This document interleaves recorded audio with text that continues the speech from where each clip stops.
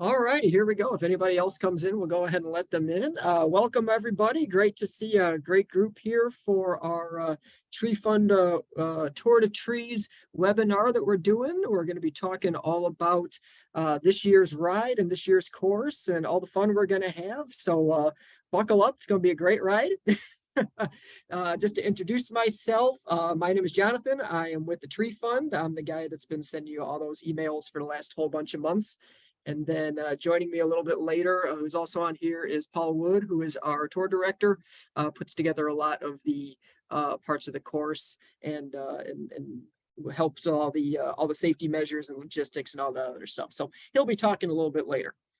Just a couple of notes here as we're getting started. If you have any questions or anything, go ahead and just put those into the chat at the bottom of the screen there, and we'll either get to that as we're going, or we'll have a Q&A session at the end. Or if it's something that any of you veteran riders want to go ahead and answer in that chat box, feel more than free to do that, and we can get going there as well. But we'll have Q&A session at the end for everybody, so all that.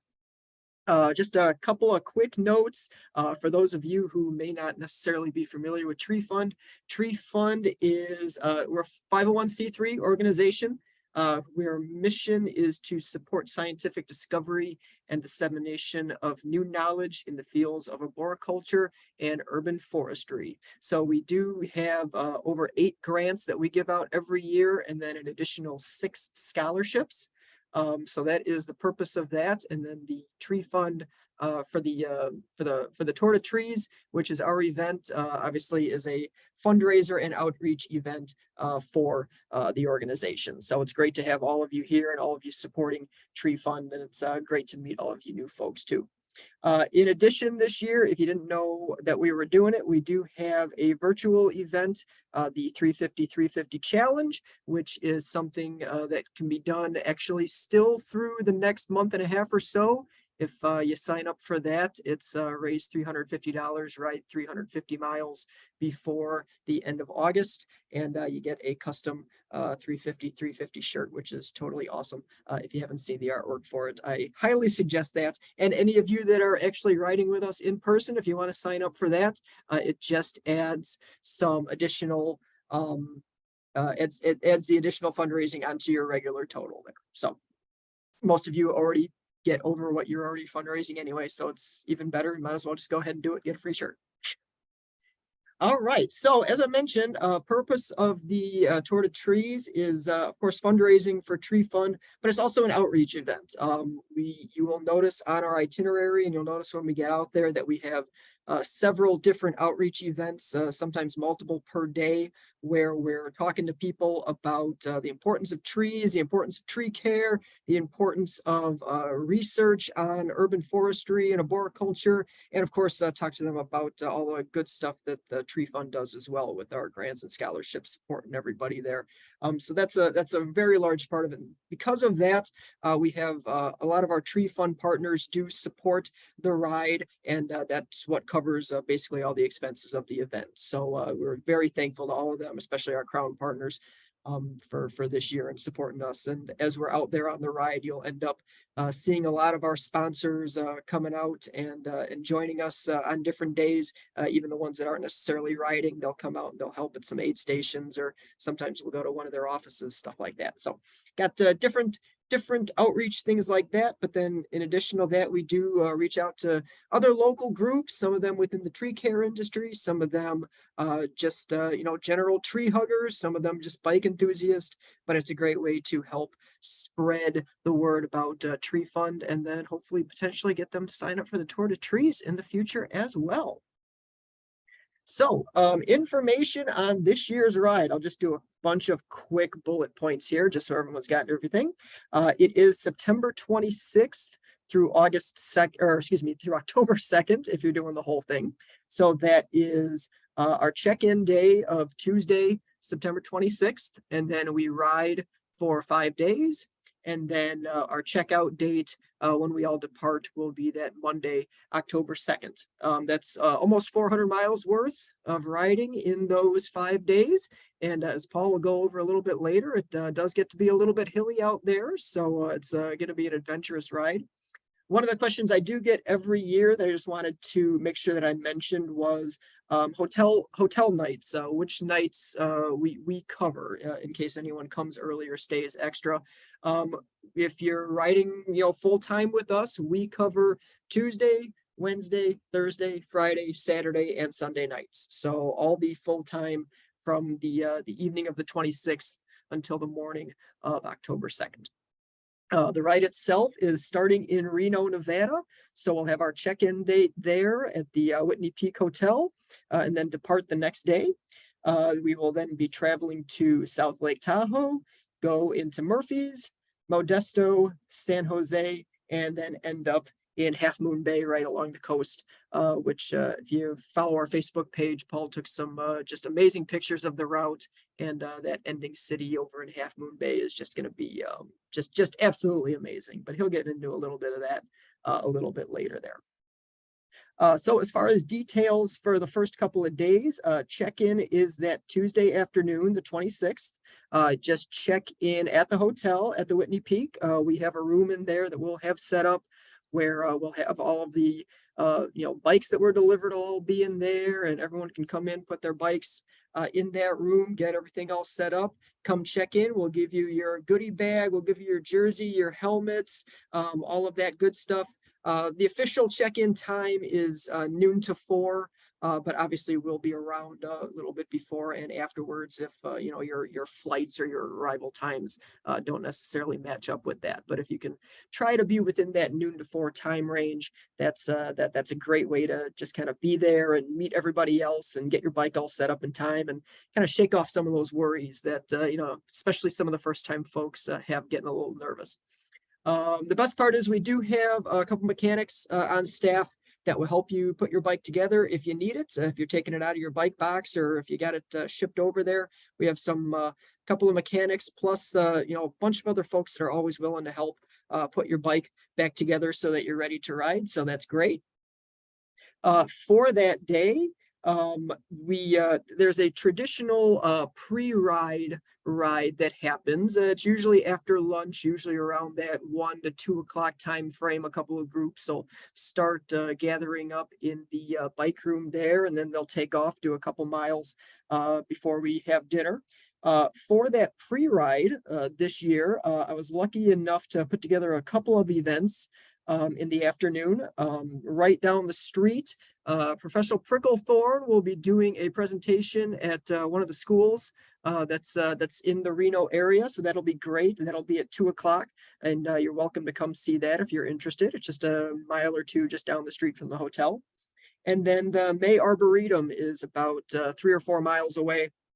If anyone is interested in going there during their pre-ride, they'll be open from 2 to 3 for us. They actually are going to put out a special tent just for us, where if you want to meet a couple of the folks that work there, learn about what they're doing over there, learn about the Arboretum, just take a walk around. They open that up to have a meet and greet session so you can learn about the Arboretum that is right in the middle of the city we're going to be starting off at, but unfortunately not on our route as we're going around the city there. So that's how that will go. And then for the rest of that day on that Tuesday, we have our orientation and our dinner, which will start at 5 o'clock at the hotel. The orientation typically takes about an hour, just kind of going through a lot of the details for the tour for that day, for that week. Basic, a lot of stuff that we're going to be going over in this webinar as well, like daily activities, what we're going to be doing as far as, the routes, as far as what we're doing each day, as far as safety, as far as anything to look out for, different things like that. So that's something that's really important. If you can get to that, all starts at 5 o'clock. And then, of course, we'll have dinner, which is also equally as important, especially as we're departing for our nice long ride there. Well, I've done enough talking. I know that a lot of you much prefer listen to Paul talk about the route and what we'll be experiencing this day. So I will go ahead and turn it over to him. I need to make him the host real quick so he can share his screen. And here we go. 1 second. All right, Paul, you're all ready to go. Hey, hello, everyone. My name is Paul Wood. I know most of you. Been leading this event since 2005 when we rode into the conference in Nashville, and just continued along the way. Paul, I hope I don't outlast you. For everyone who hasn't met Paul, he is the new executive director. So happy to have him on board. But I've been through a number of them. So again, I'm hoping that Paul will certainly be there after I am no longer participating. But anyway, 19 years under my belt, and I've loved every minute of it. I've been lucky enough to ride with this group, to lead this group all over the country. And super happy to be going back out west. It's been a while since we've been out there. We were in California in 2007. Then we were lucky enough, prior to me, we were out in Washington, but on one of the rides I was able to lead was in Oregon. So we haven't been out that way that frequently, but again, we're super happy to be out there. This trip is going to be fabulous. I mean, John had mentioned the host cities for the route, but really, I mean, it's going to be hard to beat. Reno, Lake Tahoe, Murphy's, Modesto, San Jose, Half Moon Bay. Those are all fabulous destinations and popular tourist areas. So we're super lucky to have those. We've thought long and hard about how to put this trip together, where we wanted to go, and we had a number of ideas. But this one kind of won in the end. It won all of us over. It does present a few challenges that are unique or not necessarily unique to the tour, but unique in that it is a point-to-point event. And we don't typically schedule those. But again, we wanted to get to all of these areas, and it's too far for us to get back. So anyway, we're going to have the point-to-point dilemma, but we'll manage all of that. And we've put together some criteria or some advice on how to manage that. But first and foremost, for those who have ridden the tour, we like to emphasize, and for those who haven't ridden the tour, we want to make sure that you understand that the tour is not a race. This is a ride or challenge that you've accepted both physically and to raise the money required to participate. But really, as you'll see, if you haven't ridden this, it's a band of brothers and sisters, and everybody, most all of our participants are from the industry. And those who are not are also involved just through their passion for tree care and tree research. So, we're lucky to have this many people within the industry or a passion for the industry that are willing to give up this much of their time and raise money and prepare themselves for the physical demands of the tour. So I applaud you all. I really appreciate it. One of the things that as I'm going through this, I'll make reference to the fact that a fair amount of this is on the Tour de Trees website under the participant page, new rider and participant page. And Jonathan keeps that updated. So every time that we modify the itinerary, every time that we edit the routes, all of that stuff is there on that participant resource page. And I'd really encourage everybody to kind of just stay on that page, always, making sure that before you send out a request for information, look at that page, and then if you don't see what you're looking for, then by all means reach out to Jonathan or I, and we're happy to get you guys get everybody directed to the information that you're seeking.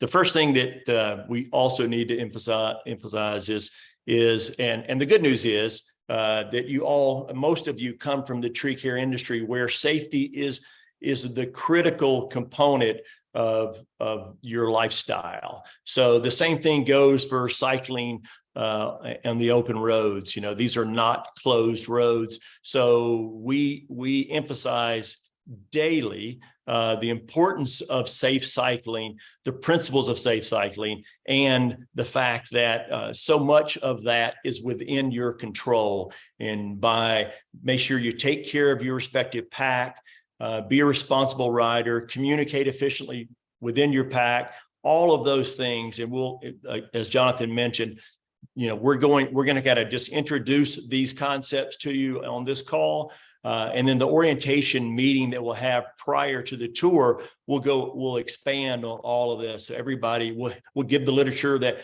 we think is important so everybody understands what we're trying to get across at that meeting. But again, safety is the critical component. These are long, arduous routes, on open roads. Some area more traveled than others, although most of it is pretty remote, and we won't encounter a lot of traffic, but it is, we are emphasizing the importance and value of urban forestry. So we cycle into and out of urban environments frequently within the tour. The travel logistics there's a little too much to go over here, but again, all that we've negotiated in regarding to pre and post lodging, where to fly into, where to fly out of, how to ship your bike, all of those things are covered in the travel logistics PDF that is on that participant resource page. So again, go through that. If you have any questions that arise, once you say, gosh, I'm going to arrive a little earlier than 2 days before, or I'd like to ship my bike maybe a little earlier than they would typically receive all of those things, all those details. I'm happy to work with you to kind of overcome that stuff. But and we know that a number of people will be driving out, so we've negotiated parking and all those kinds of things. So again, look at that PDF, and if you have any questions, just reach out to me. Event support. We're really lucky, and everybody who's had, again, the pleasure of riding with us knows how well this event is supported, and how lucky we are to have the support team that we do. I've had most of the people on the support team have been with me for numerous years. Some actually precede me, and a couple have been with us my entire tenure. So we're super lucky. And all of these people are volunteers. I mean, that's the wonderful thing of this, is that they all give their time and their effort. They do so. They work long, hard days with a smile on their face, just because they care a lot about this event. They care about you. They care about the cause. So make sure that you understand and respect those efforts. Be kind to them. Help them when needed. We're loading luggage in the morning or whatever we may be doing. Lend a hand.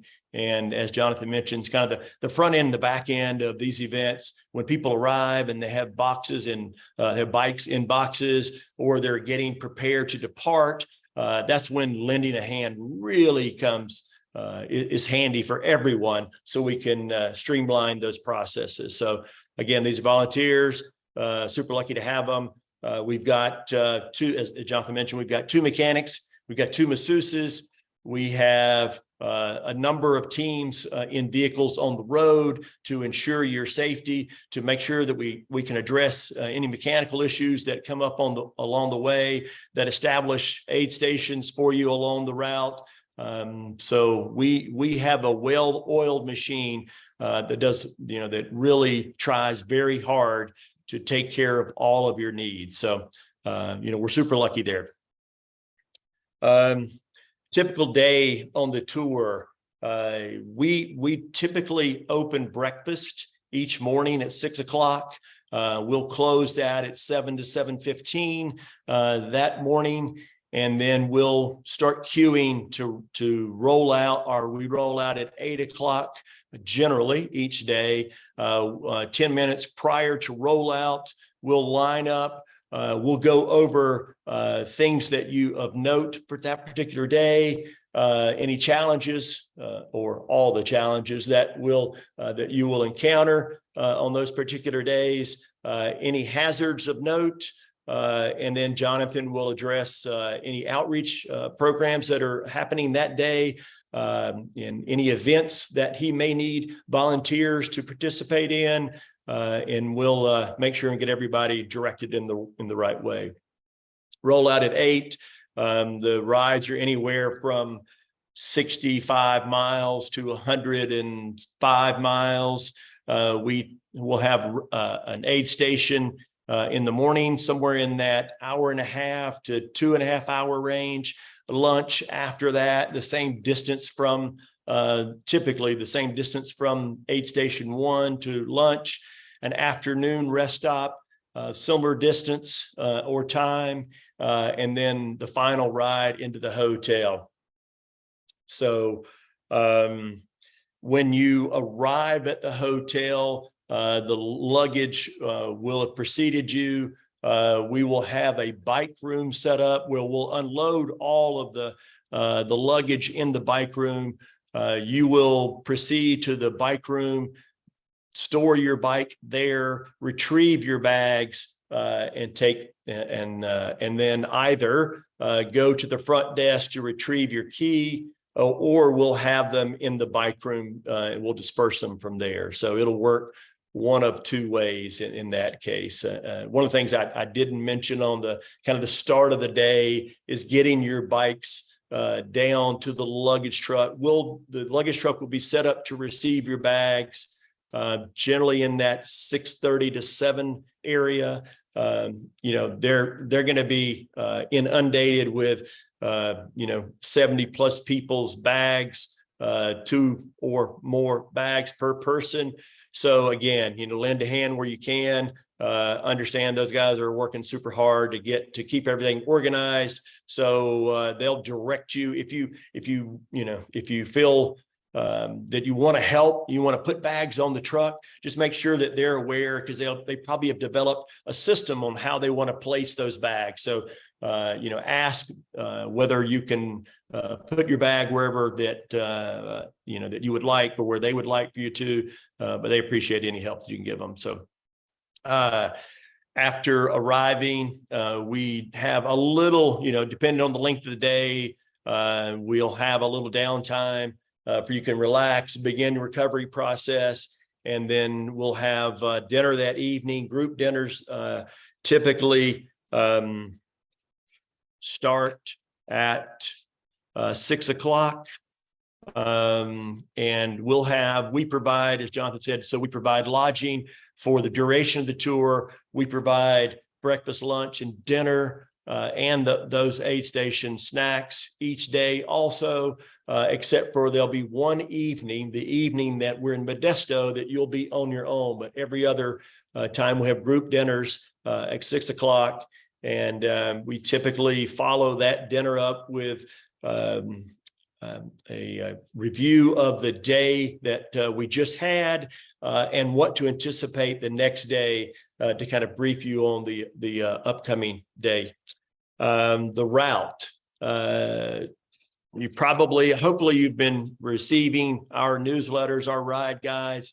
You've been reviewing those. I've been detailing. I was lucky enough to get out and see the route. Finally, the last pass opened a few weeks ago. I flew out immediately and got a chance to drive the route. I was lucky enough to have kind of the co-author of the route that drove me around. It was just super kind of him to do so, but drove me around the route, and it is spectacular. But there were still on the Ebbets Pass bank, there were still 10 plus feet of snow on the bank that when we arrived there. So it was pretty impressive to see that, but they had done a fabulous job of clearing that. So day one starts out with a bang. We're going to ride from Reno to South Lake Tahoe. That route will cover, for us, a fairly short route, 61 miles or so, but over 6,000 feet of climbing. So let's see if I can share the profile for that day.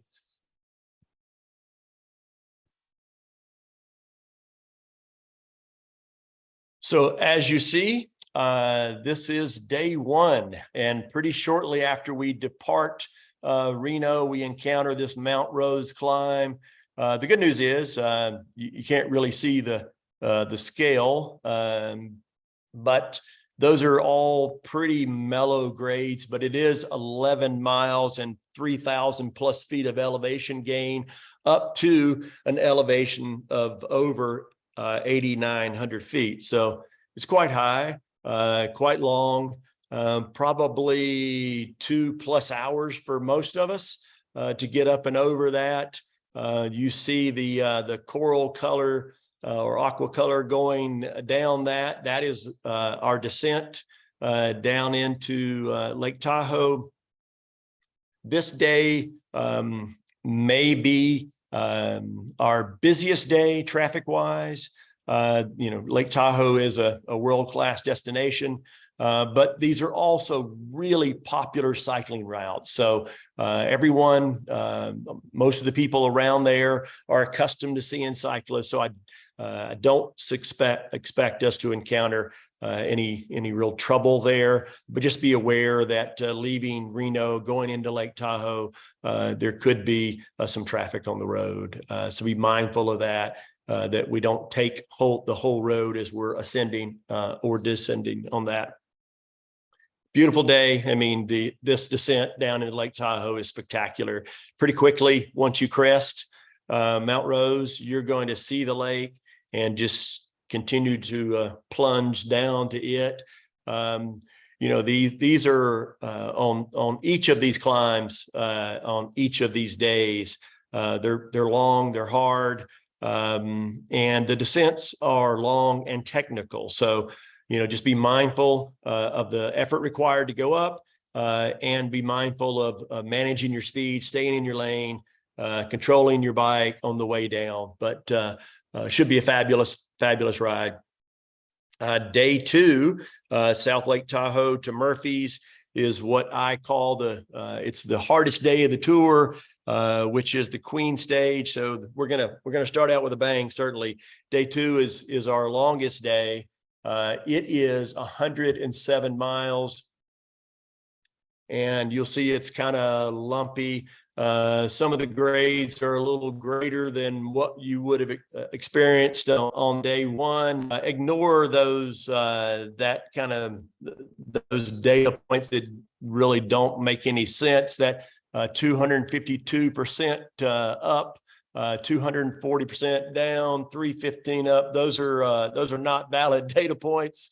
But the rest of it, you see, it'll kind of vary up and down. But pretty quickly out of South Lake Tahoe, we'll begin to climb and then kind of roll down to the start of Ebbets Pass climb. Long climb, 13 miles or so, a little over 3,000 feet of elevation gain in that climb. But a little gentler start and a little steeper in the middle part of that. And then we'll begin to kind of, and when we crest there, we're going to be at 8,700 feet. So again, kind of a high point, another high point of the ride, similar to our experiences in Colorado. But then as we begin to descend down and roll into that, we're going to have one of our most scenic stops of the tour. We're going to have an aid station rest stop, Big Tree State Park. So we'll be in the land of giants, the great sequoias. It's really going to be a fabulous end of the, it's going to be a great finish to the day. And then you just kind of roll down. I mean, we cycle downhill from there. This is a net elevation loss on this day. Murphy's is a great little town. Unfortunately, it's a long day for us. We won't have, as is the case in most of our tours, the days are long and we don't have a whole lot of time to really gain an appreciation for our host locations. But it is a fabulous town. If you get a chance to walk into town, that's great. You feel up to it. But our caterer has a wonderful venue basically in the parking lot of our hotel. So you don't have to go anywhere once you arrive. So it really will be a good day. Day three is from Murphy's to Modesto, and this is our easiest day, but there are no easy days on this tour. Day 3 is still over 77 miles long, and we'll gain over 3,000 feet. I don't have the profile available to look at on this one because there isn't a whole lot, just kind of up and down most of the morning and then down most of the afternoon. So again, a net loss. We're going to go from all kinds of, we'll go through all kinds of vegetation and environments on this trip, from, really arid Reno to Lake Tahoe, through the Sequoias, down into Modesto, into the valley, and again, the arid area of California. So, we may have pretty wide swings in temperatures on this trip. So be aware of that. At some of the higher elevations could be cool. And certainly as we get into Modesto, it could be 90 plus degrees down there. It's not atypical by any means for it to be. Day 4, let's see. Day 4 is a pretty challenging day also. This day we'll ride, as you see, we got a really flat start out of Modesto. And then once we get into Patterson, our first aid station of the day, we'll begin to climb and then kind of gently climb until we start approaching Mount Hamilton. And so essentially this series of climbs, and there's really 2 primary climbs, is 30 miles long and is over 5,000 feet of elevation gain. A lot of it in fairly steep sections, as you see. Some of the orange and dark orange that you'll encounter there. This is a tough day, and this day actually, Randy Hopp said that he thinks this is the most difficult day, but because we only is maybe not the appropriate word, but we only climb 6,700 cumulative feet for the day. I think that day 2 with its 8,800 feet of climbing is a little harder, but this is probably certainly the grunts up and over some of these climbs are a little more challenging than what you would have experienced prior to this. And this is a really arid part of the state. One thing you will see as we're riding throughout these areas, you'll see the devastation that both this winter had on this state, from the heavy rains and the snows and how it has impacted the roads. There's a number of roads that are washed out into single lane and that we'll, have to be really cautious on.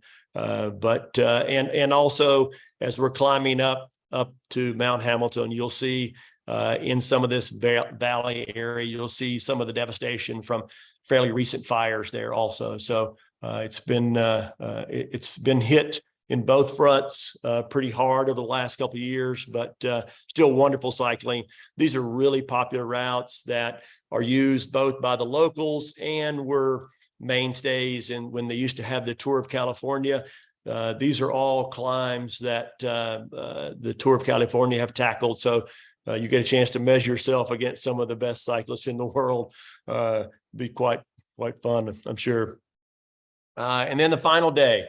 And one other thing about this day is that we're going to end in San Jose, and we ended there in 2005. And along the way, the night before our final day, and before we went into San Jose, we had one of our most memorable stops of all time at the Black Box, and Doug Anderson hired this band to come and this Zamba band and to play for us. And it was, it was really fun. It was really fun. It made the next day really long, but it was a great evening.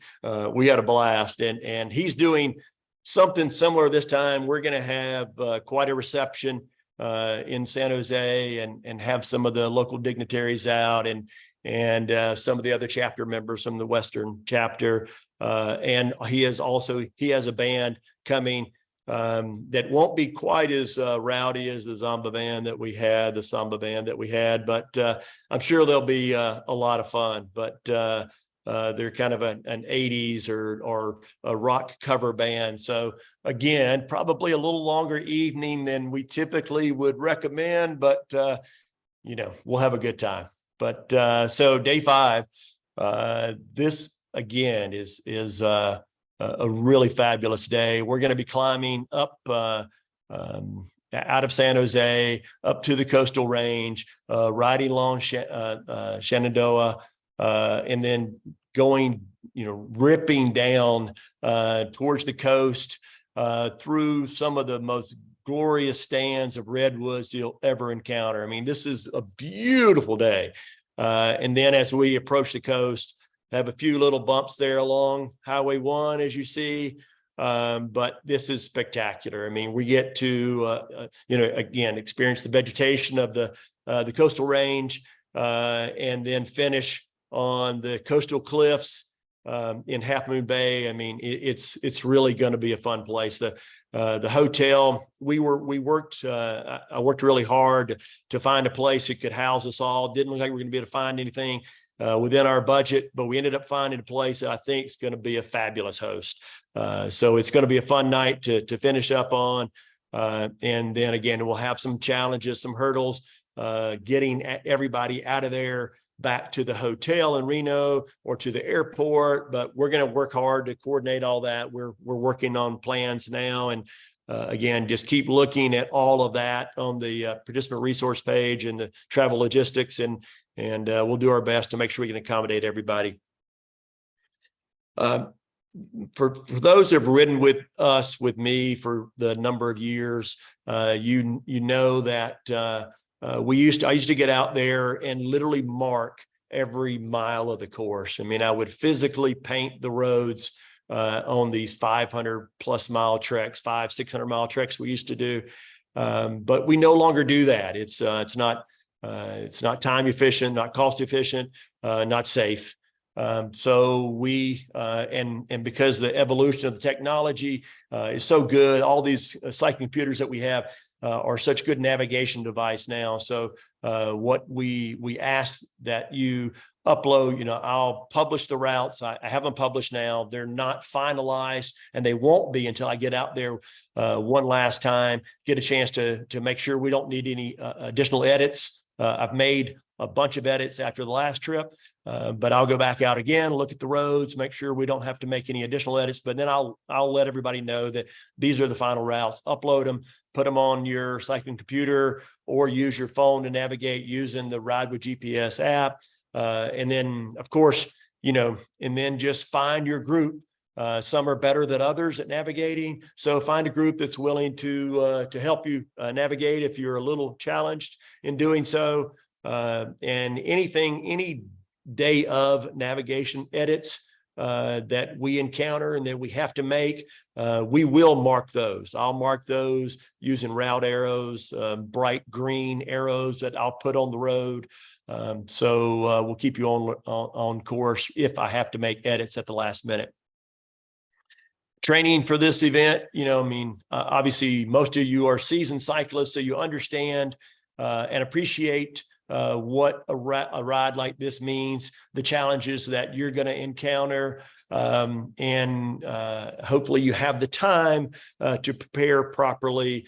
But really, on a ride of this magnitude, something that's 5+ days, in this case 5 days long, it's all about just kind of metering your effort, managing that energy expenditure. We're gonna make sure that you're properly fueled. All the aid stations will have tailwind powders, all kinds of nutritional snacks, some locally provided, but we'll make sure that we have plenty of stuff to keep you fueled. But again, this is a hard ride. Manage it. I would recommend riding somewhere in that 60 to 75% FTP, if that means anything to you, or perceived exertion in that 3 to 6 range on a scale of 10, and just make sure you take care of yourself, getting rest. This is a a reunion, and everybody has a good time and probably stays up a little later than they should, maybe drinks a little bit more than they typically do. But, I would encourage you to get as much sleep as you can, take care of your body, and appreciate the rigors that you will encounter. But that's kind of it in a nutshell. We're going to open it up to question and answers or questions now, and Jonathan and I are happy to address anything that comes up. Thanks for your time. Yep. Thanks, Paul. And just as we mentioned before, if you have any questions, go ahead and throw them into the Q&A, and then we're not talking over each other. And while we're going into that and getting some of those popping up, just a couple of things. I know that Paul had mentioned a couple of the stops that we already had planned out, but if you ever want to look at what we have as far as aid stations, stops, addresses, and any kind of outreach things that we're doing on the resources page on the Tree Fund website, you can find that under the daily itinerary, which I update basically as soon as anything is completely confirmed with the location or the group or anything like that. We get that onto there, and I update as quick as possible so everybody knows where we're going, what we're doing, things like that. Some of the engagement stops that we currently have, other ones are going to be added, of course. We currently have 2 professional prickle thorn rallies at a couple of local schools, which is awesome. Warren, I think, is on here. If you haven't seen his presentation, it's just absolutely amazing. Definitely recommend taking some time out of your day to see that.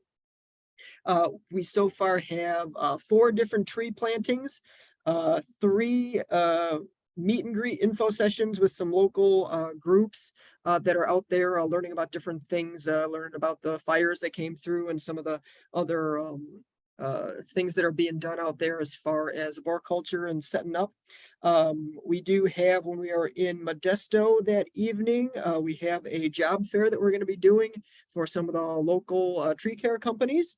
We have the everything being planned in San Jose, and then other just events that we have going on with some of the local partners as well. So that's always being updated. Make sure you check that out, and obviously we'll let you know where we're going to be and what we're going to do when we're out there. So it's always great to have you participate in any of those events that we have set up. So I think we can start looking at some of the stuff in the chat box. What do we got so far? We're excited. We're excited. Paul, when is the recovery day? Yeah, that's certainly it's a joke for all of us who were in Oregon for sure. I did mistakenly label a day there an active recovery day, and it certainly was not. And I made the same mistake already this year. I said that the day into Modesto was going to be our recovery day, and then but it wasn't my fault. Randy changed the route. Wanted to incorporate a couple climbs that him and the local group does and stretch it out a little bit. But he stretched it out using some roads that were a little less traveled. So that was really appreciated. But it is certainly no longer an active recovery day. All right. I know that we haven't gotten too many in there, but I got some stuff that I know that we usually get questions about. So I'll go ahead and throw that at you. And if anyone is interested in making comments as well, go ahead and let us know. You can do the little hand raise there, and we'll get to you. But so you had mentioned at different points in time, we might have swings in temperatures. What do you think to bring as far as stuff that we may not have brought in the past when it's almost always warmer out, especially because we're going a little bit later this year? Yeah, that is a good question, and it is kind of hard to anticipate. But again, we're going to be at elevation, not staying at elevation, but we're going to cross elevations in excess of 8,800 feet, a couple on days 1 and 2. So it could be cool. So, I would recommend certainly on those days, starting out with a vest in your jersey, maybe some arm warmers. It may be good to have on the descents on those days. The evenings, the mornings could be cool while we're in Nevada and certainly in Tahoe and the first couple of days. But then again, I mean, we're probably going to encounter some warmer temperatures, possibly 90-degree weather on a couple of days, on a couple of the climbs going in, out of Modesto into San Jose. That climb up to Mount Hamilton could be pretty warm. Most probably will be pretty warm. And then, on the final day, we're going to ride into the coastal range. And, we all, or some of us know what that means. There's a likelihood of fog and cooler temperatures. So be prepared for that because, again, it's going to be well forested as on a descent there. So, yeah, we'll make sure. And one of the things that I forgot to mention is communication. We try to communicate within the group. Once the thing gets, once the tour gets moving so rapidly, but things change throughout the day or throughout the day-to-day also. And we do our best to make sure and keep everybody abreast of any changes. We'll publish the itinerary as we know it. As we publish it at the start of the tour, we'll keep that on the whiteboard each day. So the whiteboard would be in the bike room, and then we'll have an app that we can use to kind of broadcast out to everybody any changes that arise, or to remind everybody about events that are coming up, those kinds of things. But we'll do the same thing with our weather. The evening, after dinner in our briefing, we'll discuss what our anticipated weather is for the next day, make some recommendations on what you should bring. But, me as a pretty seasoned cyclist, I rarely roll out without, at least, again, vest, arm warmers, or jacket or something like that day. And then going along with that, as we're talking safety and communication and stuff that potentially happens on the road, it's a good thing to bring up. If someone has a flat, if someone gets to an aid station and they're done for the day, they don't want to go up another hill anymore. What is our process for that as far as getting people till the end to the next aid station, stuff like that? If you can review that as well. That's a great question. So mechanicals. So he mentioned flat. I really, really, really want to encourage everybody to be prepared to handle simple mechanicals. So if you have a flat, I would really hope that you can manage that. But we do have 2 mechanics that will be on the route. Every team, support team, myself, Tom, what other vehicles will be capable of addressing flats. Simple mechanicals, we'll do our best to assist you along the way. If you have something that is a little more comprehensive, you break a derailleur cable, your shifter's no longer working, because you didn't charge it or whatever, whatever comes up, then we'll most probably in that case, we're going to sweep you up, carry you to the aid station, and team you up with one of the mechanics. And get you back on the road as quickly as we can, and then when when we arrive at the host location, if we can't address it on the road, when we get to the host location, we'll seek out the services or the parts required at a bike shop and get you back on the road as quickly as we can. What was the other question? So mechanicals. Transportation between spots. Yeah. So if, and certainly we want everybody to show up at this ride, prepared to ride, to do your best to ride each of the day's ride. But we understand it's not always capable, that it's not always the case, that there are things that disrupt your training, that don't allow you to properly prepare for this event. And we understand that. We will have a number of vehicles that are capable of picking you up off the route and getting you forward over the hill that is maybe just a little too much, or to carry you with us along the way to the hotel. Unfortunately, we can't take you directly to the hotel. If you choose not to finish the day, you then become part of the support team, and you'll ride with us until we get to the hotel that evening.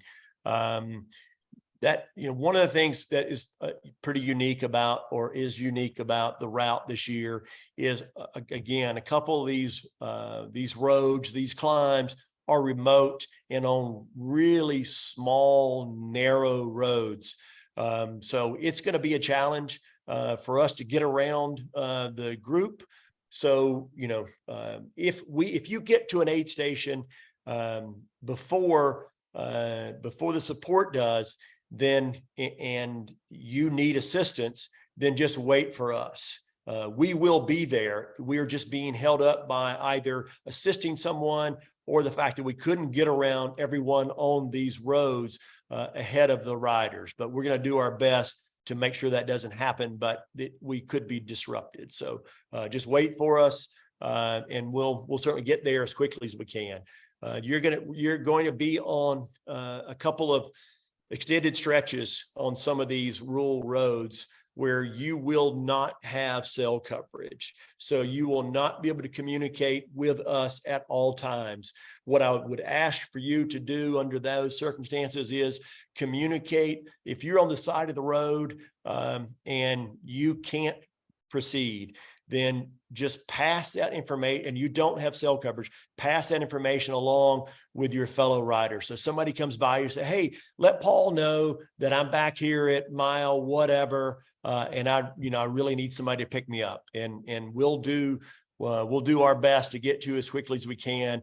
We're going to incorporate the use of satellite phones for the first time ever, because we do have, again, extended stretches this year where we will not have cell coverage. So we can communicate within our support team, but we may not be able to communicate directly with every rider. So anyway, be aware of that.